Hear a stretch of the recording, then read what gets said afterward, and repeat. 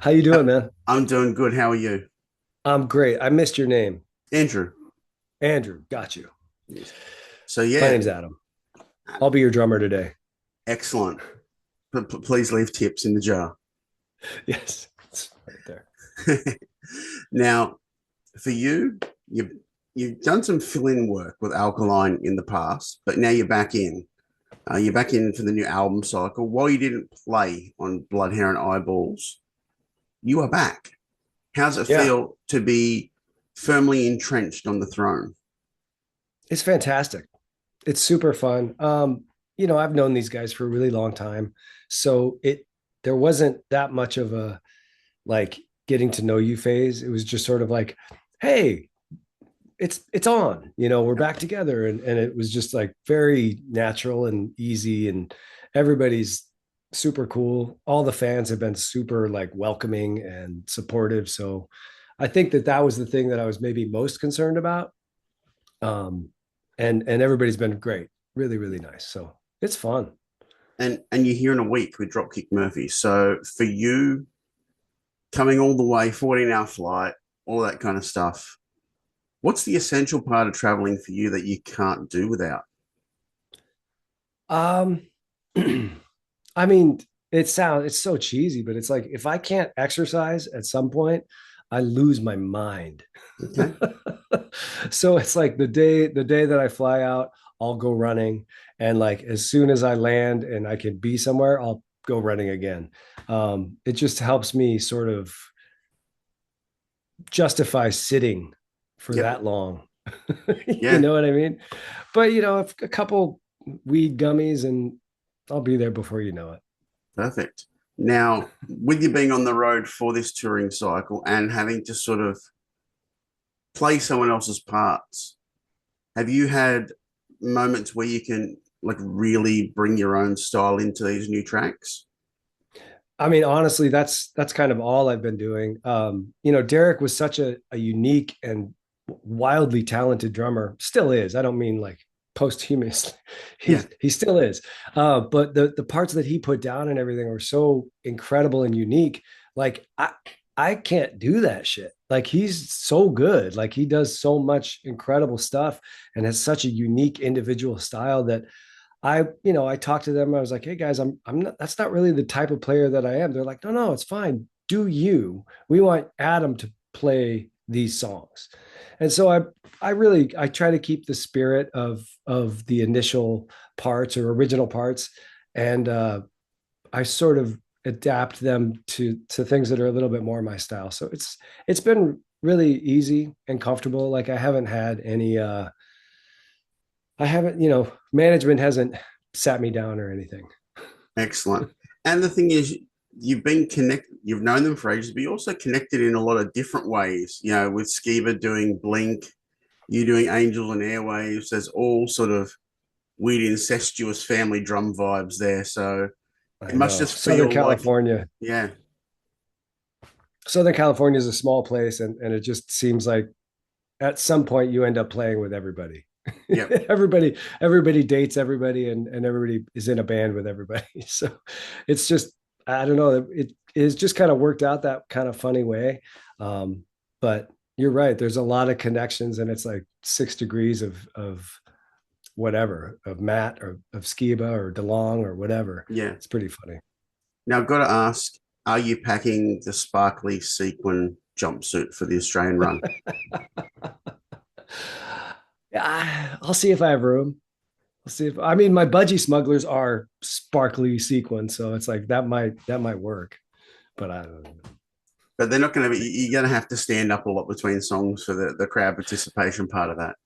Yeah, yeah. I feel like if it was just our crowd, I'd be like okay with it, but it's Dropkick Murphy's crowd. I don't know. I don't know if I'd be chased out of the building. You worry about shit getting thrown at you. Is this the right one? It's not. It's not it. Oh, actually, that's better. Yeah, it kind of looks like it. Yeah. Yeah. Look, what's the worst that I can hope happen? A it's hotel gets blown up. that's all. That's rock and Just roll, dude. that. I was so excited that I found my adapter. I was like, I'm gonna live. All right, I but could charge my pop it on phone. the screen again. We need a poll. You want to take Does a poll? Yeah, does Adam have the right charger? Everyone? Actually, yeah, that's fucking right. Yeah, you're fine. Yeah. Look, it's totally mine too. It's and no one can steal it. No, dibs. Problem I've solved. had this forever. Now, you'll probably use like a rented backline down here. I'm going to take it, but what do you need behind the kit for you to feel comfortable? Like a certain setup, a certain snare. What is really important to you? I mean, honestly, yeah. Like I will travel with certain things. I bring a snare drum. I bring a pedal. Um, I bring my cymbals, and then there's like little little things, little creature comforts. You know what I mean? Like this thing that holds this electronic device, and it's like it positions it just in the right place, and like I made it so it's you can't just get them anywhere. So I got that thing, and then I got a bell that I love to travel with, or not. I mean, I love to play it. I don't like traveling with it because it's almost Yep. 20 pounds, but it's I like having my bell. And then I bring a stool, like the part that I sit on, because I got to be comfortable, man. The amount of drummers I know and talk to that say that without that, look, I can actually remember going shopping the afternoon of a gig with a buddy drummer of mine for a new stool. So Yeah, I understand what you mean.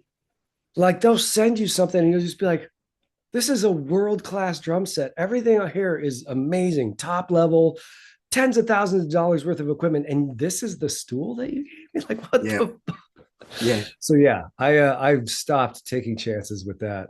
No more stool samples. No. Just Look, mine. just as long as you've got your own stool sample and your own charger, you're great to go for Australia. I'm set to go. Set to Set go. to go. So, what good memories have you got of the tour so far? I mean, there's been a lot of funny moments. Like the shit that those two guys ended up saying on stage sometimes are just like, what? Like the other night, like Dan said something like, this is a real barn burner. And then Matt goes, who's Barbara? And Dan's like, what are you talking about? And then Matt goes, I'd like to name my son Snowden or something like that. Like just the most it makes sense to me because I can hear it so clearly in my Yep, ears, you know. But like everybody in the crowd is just like, what the fuck are they talking about? And we're having that's a great excellent. time. Yeah, I love that stuff. Those kind of things. Anytime that towards the end of a leg of a tour, I will inevitably um, go out and mess with the drummers for the bands that have played before us. I'll either like take their cymbals away one by one and just start taking their entire kit away, or pour shit on them while they're playing or whatever. So always, whatever comes back from those guys as retribution, that's always fun. I like that. I mean, I'm asking for it, right? Yeah, look, I think the best old school prank I have seen on a drummer is the ping pong balls. Oh, what? Wait, what's that one? A box of ping pong balls from the lighting rig just dumped as they're playing, just like shooting off everywhere, and they're trying to keep time. It's amazing. That's pretty good. Keep, keep, That's actually not that bad though. Like that wouldn't mess with you to the point where you were like incapacitated. no, Like but one it's time enough somebody to sort put of like yeah. your eye No, line. it's distracting for sure. Yeah, The cool thing about playing the drums though is like nothing moves. Like it's all stationary. So you can play with your eyes closed and you can do whatever. You know what I mean? Like the smallest thing I have to hit is 12 inches around and it's stationary. Like it doesn't move. So in yep. that sense, now, the worst thing that ever got done to me was somebody put baby powder in the hi-hat cymbals. So they're Oh, doing this, and it's just like it's just getting everywhere. And then it was on my sticks and my hands, and I couldn't breathe. It was a whole mess. It was amazing. that's so good. Yeah. Now you're probably not going to have a lot of time for pranks and stuff down here. It's you travel a long way and then do a lot of travel between gigs, so there's probably going Yeah. to be a lot of running for you. Um, Yes. so Well, I think we're flying to the gigs though. I don't have to yeah, walk or yeah, run or. no, but like it's not Yeah. like the states where you bus it and you No, can I know. relax. I know, but I have because I've done it so many times, like so many of the like Big Day Out and Soundwave and all those festivals that we've done. Like you have to fly like just about every day with a bunch of your equipment. Yeah, And that's a drag. Like yeah. just the airport itself is such a hassle. So I'm pretty sure this time they're like trucking the gear from city to city. So we don't have to mess with that. That's a lot easier. That's the cruise problem. Well, I don't like to say it like that, but you're right. It is. Um, Bye. have you guys started looking at new material yet together? Yeah, we were talking about actually getting together like this week in LA for the week prior to then fly down to see you all. Um, to get together and just kind of mess around, see kind of what we could come up with. But then timing just ended up being bad. So I think we're going to do something like that in January. Okay, cool. I've got to Yeah. ask, you were recently on Kimmel playing. What's it like, basically a punk band on a mainstream TV show with fans that aren't yours in the crowd looking stunned? What does it look like from the drum stool? I mean, I, it's always a little weird. It's sort of a surreal moment. You never thought starting out doing any of this that was going to be your reality. Like, oh, I'm on a TV show today, and yeah, you go and they film and they make sure your outfit works, and it's just like really surreal Yeah. is really the only way to kind of quantify it. I've been lucky enough to do a lot of TV stuff. I was on the Seth Meyers show a bunch, where you go and you're like the sit-in guest drummer for a week. Yeah. And so I've sort of become desensitized to like all the stuff. You know what I mean? Like the crazy lights and the cameras and the people. And it's like, okay, I'm a little bit conditioned to that. But there's nothing like, here we go. And you can't, they say the band name and you got to count it in right there. And you don't want to start too early. You don't want to start too late. It's just all that stuff. It's fun, really, but it's surreal. Has there ever been the live TV appearance that's gone horribly wrong? Not it. I mean, I think it was on TV, but like basically one time this one time at band camp, I was in the Offspring and we were playing this LA radio show thing, and there was like one song that had a track, so we had to play along with the track and the sequence. So they started the sequence, and I didn't have the click track, so I didn't know exactly where we were. And then I heard the sequence start going, so I was like, "Oh!" And I just said, "Fuck it," and I like counted us in and like tried to match it, but we were off. And then the whole time, the song just sounded like two people in three Yep. different rooms trying to, and it was like I heard the DJ talking about it like the next night on the radio, like, oh, that poor Oh drummer. I was like, no. it wasn't my fault. Yeah. It was the Oh, engineer. I swear somebody fucked up. It wasn't me. I mean, I Awesome. did a bunch, but So for you guys, when you're traveling all this way, what can the fans expect from your set?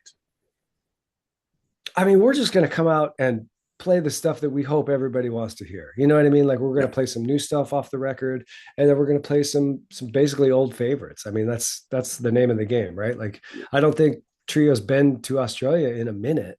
So I think it's high time that we come back and play kind of a banger set. Like we're not going Yep. to play many obscure songs that we are excited to play, but nobody else wants to hear. I mean, bands do that, Yep.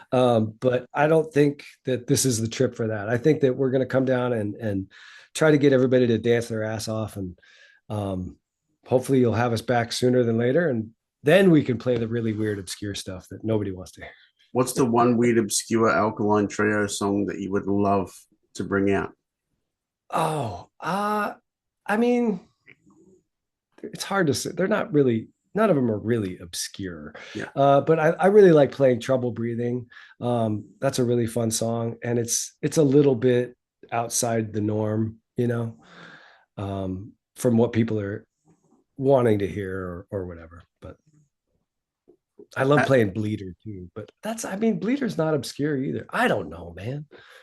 You're just going to have to make up a new song on the fly and go, this is our really weird, obscure song from 20 years ago. Yeah, exactly. No, you don't know. You don't have this 7-inch? Oh, you're not a true fan. Oh, damn you. All right, Whatever. man. I'm going to let you go. So straight down the barrel, let Australia know what's coming in a week. Uh, three guys hopped up on long blacks, trying to get their head right with the time zone. I don't know. That's it. Look, anything that involves coffee, I am down for. Yeah, I mean, I really, I'm a huge fan of the way it's the way you all make it. So that's Uh, definitely on the list. it'll be Long there, black, man. going running, slab of beer, bottle of Penfields. I'm in. Awesome, man. Thank you for your time. Hey, thank Enjoy the you, Andrew. shows, and we'll see you in a week.